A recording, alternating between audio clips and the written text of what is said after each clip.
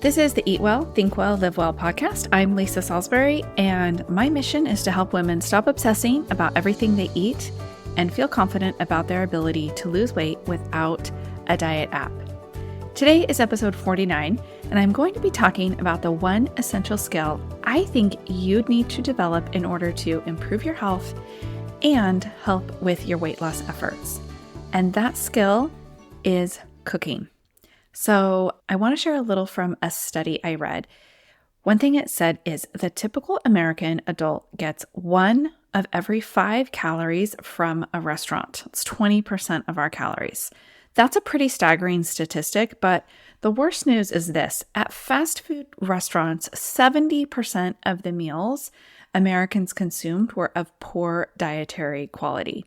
At full-service restaurants, about 50% were of poor nutritional quality.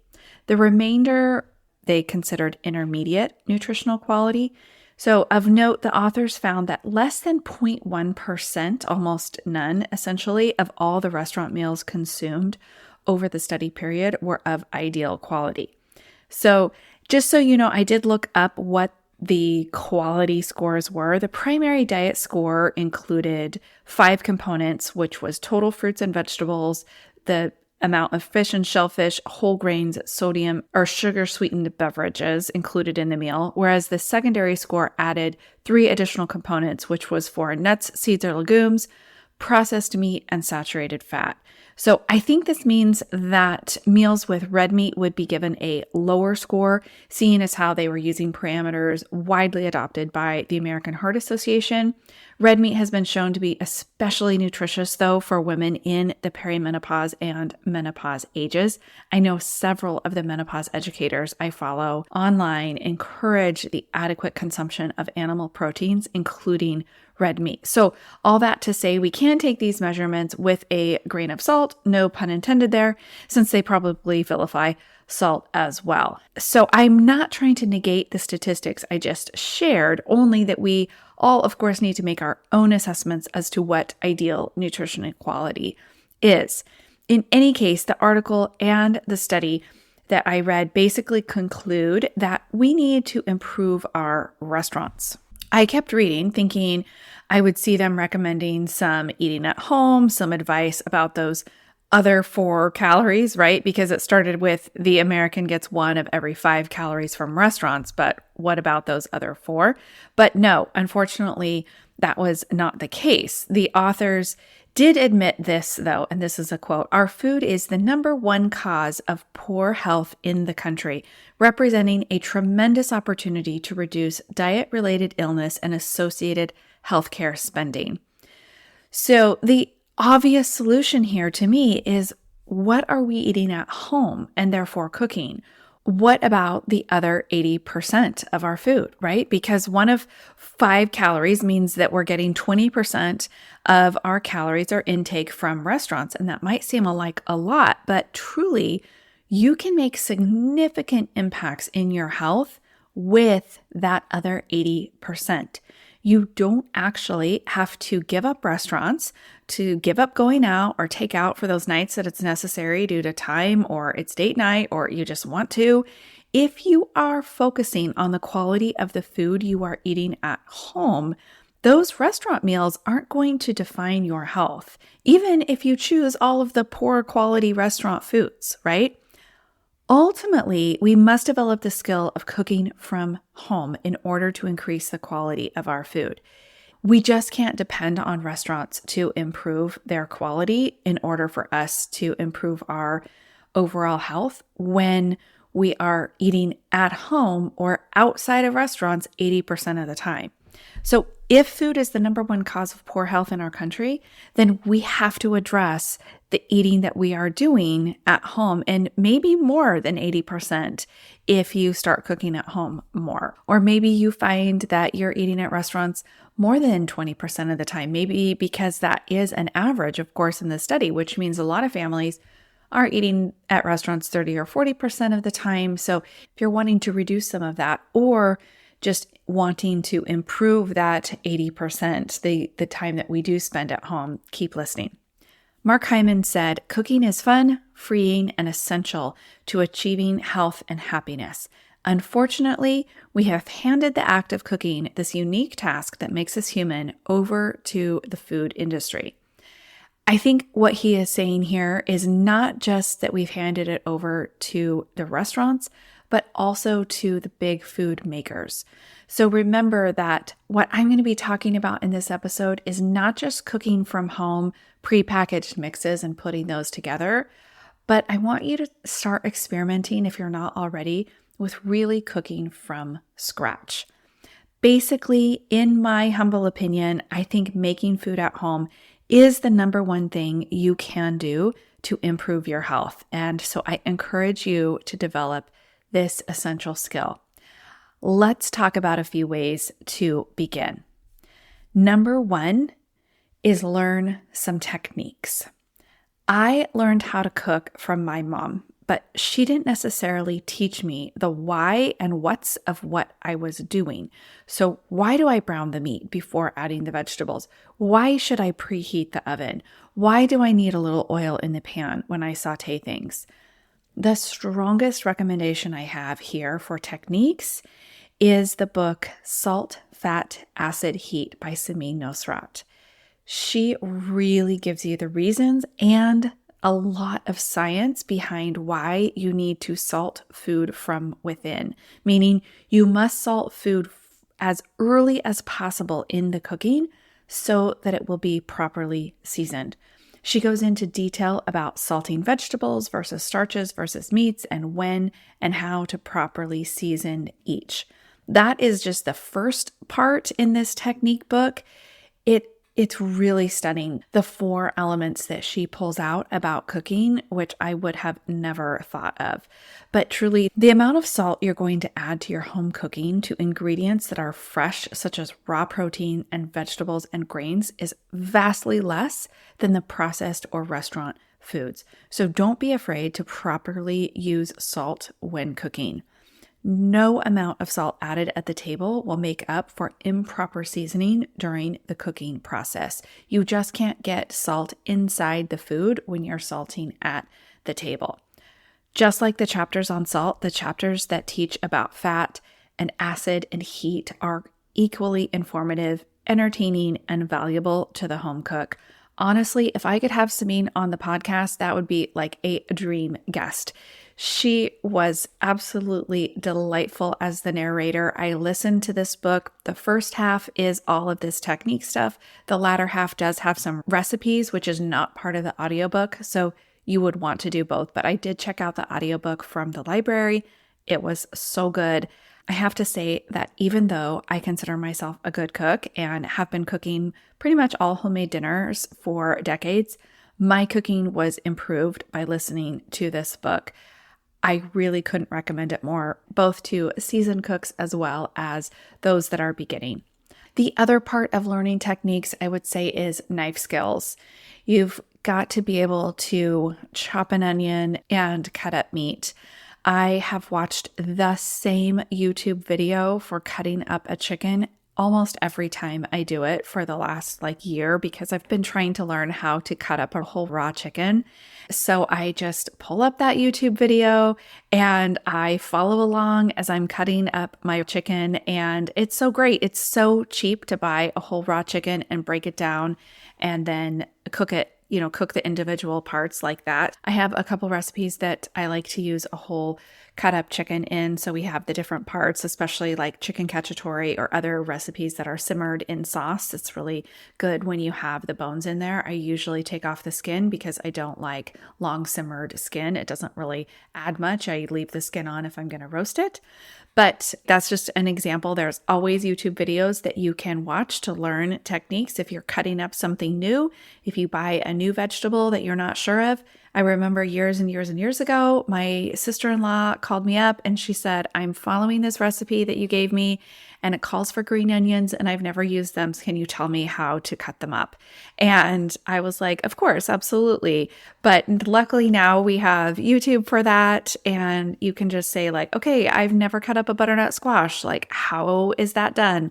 And you can just get a quick YouTube video on that. But generally speaking, learning how to use proper knives and using the proper knife for the food that you're cutting, meaning you're going to use a large chef's knife on a cutting board for chopping vegetables as opposed to a paring knife in the air when you're trimming vegetables. So you wouldn't use a paring knife to cut something down on a cutting board.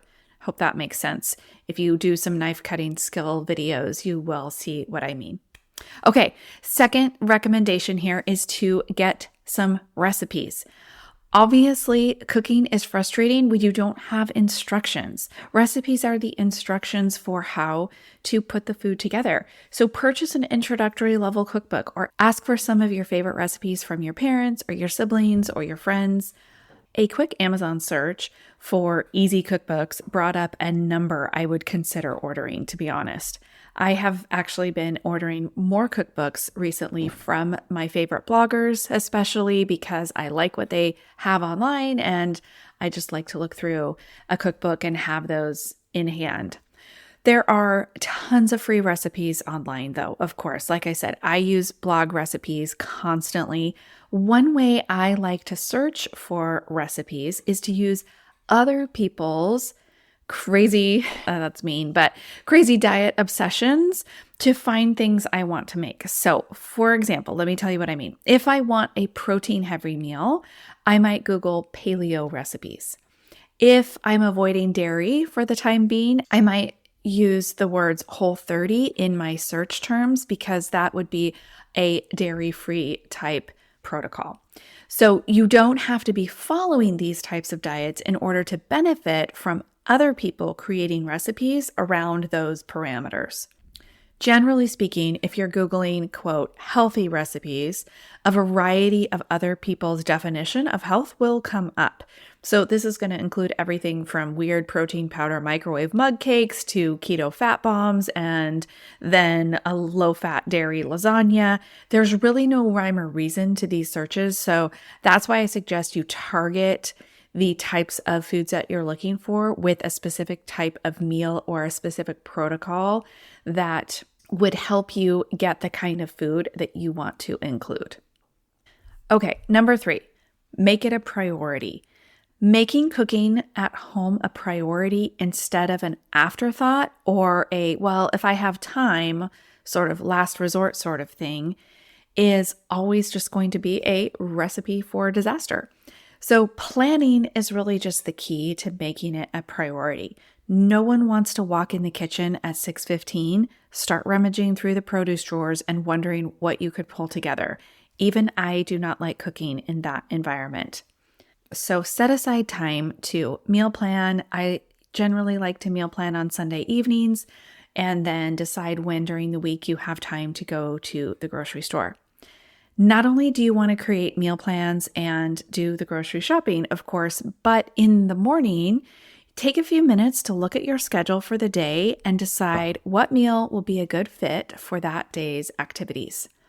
Thaw meat from the freezer if needed earlier in the day. You could also even do this the night before if you think to look at your meal plan right after dinner the night before. Keep these meal plans that you're creating and repeat favorite meals. This has actually been huge for me lately. I used to subscribe to a few different cooking magazines, so every month I was getting an influx of fresh recipes, and so I was constantly trying new ones. But there are favorites you like to make and you and maybe your family like to eat. So keep a running list of favorites and just stop reinventing the wheel, right? Making cooking a priority means that it is the default. When you are thinking about dinner, you default to what am I going to make rather than where can we go to pick something up for dinner. Also note, I realize that most of my listeners are women, and in no way am I assuming that only women can do the cooking at home. If you are not the primary chef in your home, making eating at home a priority maybe looks different for you. Maybe that means meal planning with your partner that does the cooking or offering to do the shopping or whatever works in your relationship. I don't want to sound like a 1950s housewife here in talking about, well, the woman is staying home and making dinner for everyone. I just know that with my clients, I ask, and by far the majority tell me they are the ones responsible for meals and also usually for the grocery shopping as well.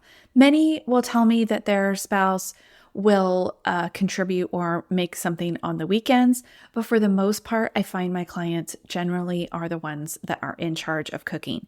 For some, it's because they are single, and so they're the only ones that are cooking, which of course presents its own set of challenges. But for others, it's just the way they and their spouse or partner have divided the work at home. So if doing all the cooking, though, is not working for you and you tend to be saying, I just want to go out more because it's getting overwhelming, then that's a different conversation. That's time to have a conversation with your partner and divide the work at home differently. So that's just a little side note. I'm just making the assumption here that you as the listener are either in charge of or somewhat responsible for the majority of the cooking at home. If not, though, again, time to have a conversation with your partner if you want to increase the amount that you are eating from home. Okay, number 4 is good tools. Purchase some good quality cooking tools.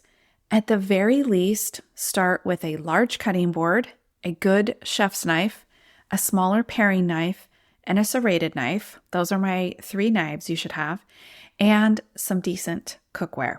This does not have to be expensive. Obviously, check Amazon and Costco. My cookware right now is from Costco. It's totally fine. I mean, it's not amazing, but I produce a lot of food on very averagely priced pans.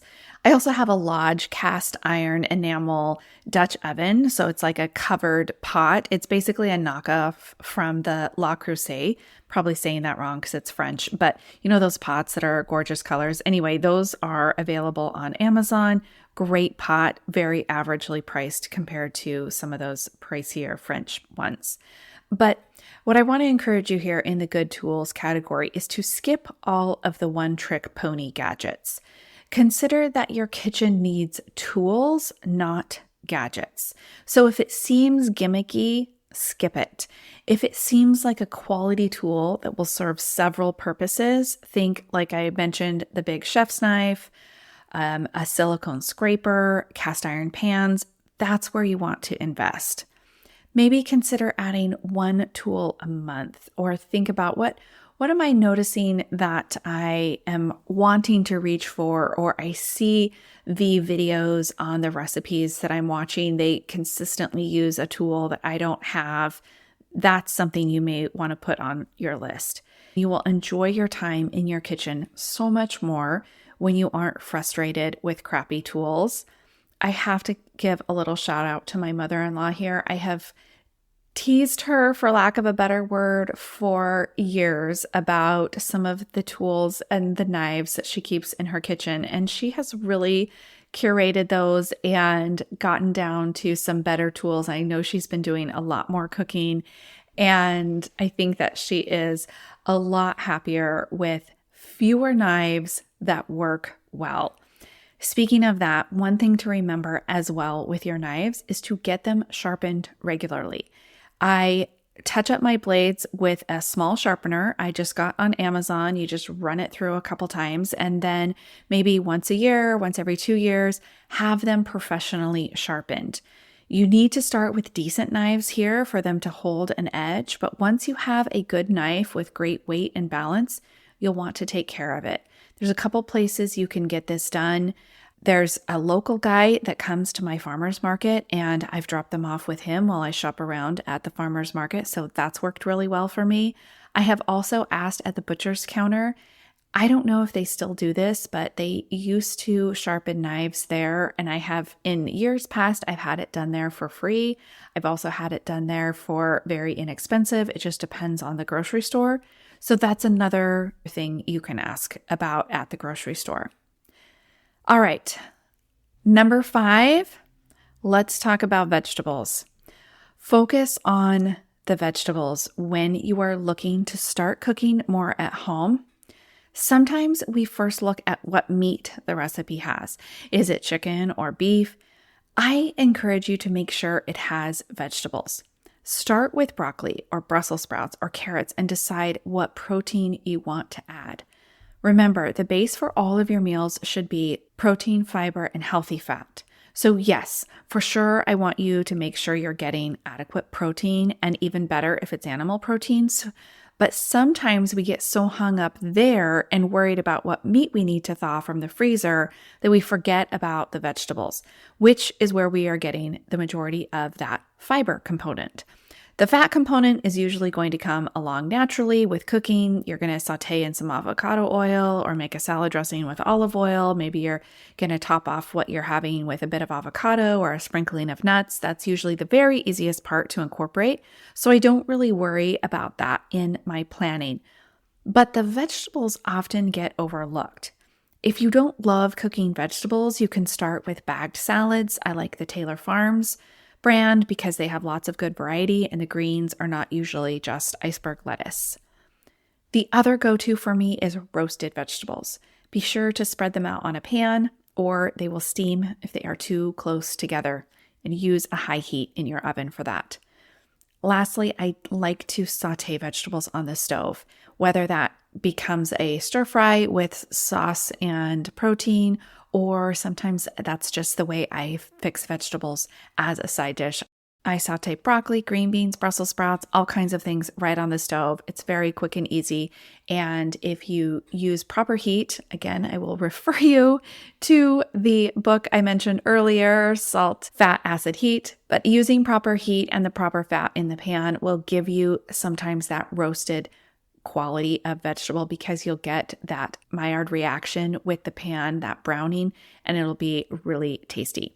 So also, as a side note, I think I've side noted everything here, but I want to say that if you struggle with fiber in your diet, if you struggle with it causing extra bloating or just digestive issues, try cooking your vegetables. It really can make a difference if you are struggling with big salads and the raw fiber like that.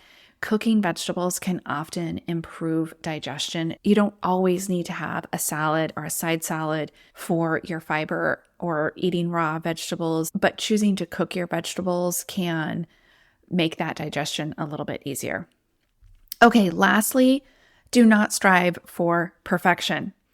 Do not worry if the recipe you are making has butter or pasta or honey or something you've previously told yourself is quote unquote fattening. I promise food made at home will be better than food made in a factory or a restaurant and have a higher nutritional profile.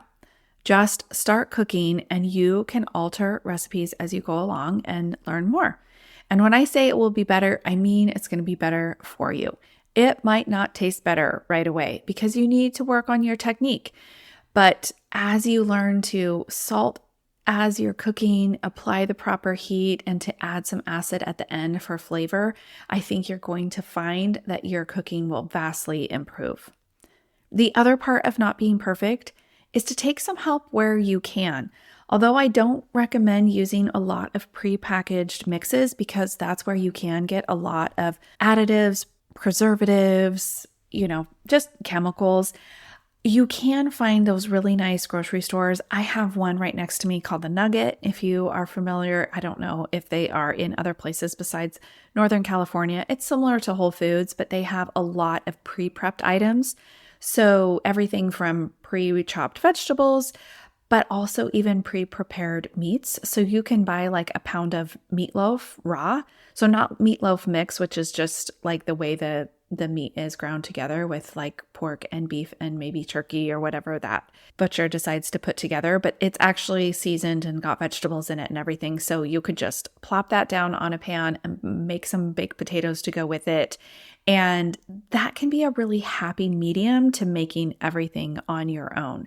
So look and see what helps you can get from your grocery store that are still maybe in that meat department. When you're thinking about the exterior of your grocery store, your fresh vegetables, your fresh meats, look and see what helps they can give you, like the bagged salad I mentioned, like the pre-chopped vegetables and fruits, and see what kind of things that they can offer you in pre-seasoned meats And, ask them and make sure that there's not a lot of chemicals, that it's just spices that they're using. I know the Nugget is really good in that way. I have bought their home recipe sausage as well, and it is absolutely fabulous. They make it right in the meat department. So lots of great things you can get that really still qualify as unprocessed and homemade type foods that are very far from a factory or restaurant type things. Okay, that was a lot to get you started with cooking. I hope that you make something from scratch at home this week and let me know how it goes. If this sounds overwhelming, one thing I want to remind you of is the idea of repeating meals. And that really is kind of the core of the Go-To Meals Eat Guide. Not only do you want to repeat your dinners that you're making for your family, but having some go-to meals, especially for breakfast and lunch, is going to make this so much easier if you want a little more variety at dinner time. So if you download that, you'll notice I have a lot fewer go-to breakfasts and lunches than I do dinners. My dinner list is much longer. So I don't mind eating basically the same 3 breakfasts when I have lots of variety with the other parts of my day. So grab that free ebook that will help you to start a list of your go-to meals that are going to help you stay on track. This also helps simplify your grocery list because you just know exactly what you need for those go-to meals. You always want to make sure, I'm going to want to make sure I have yogurt and frozen fruit for my yogurt parfaits. I want to make sure I've got oatmeal and eggs and, just my basic things that I use for my go-to breakfasts.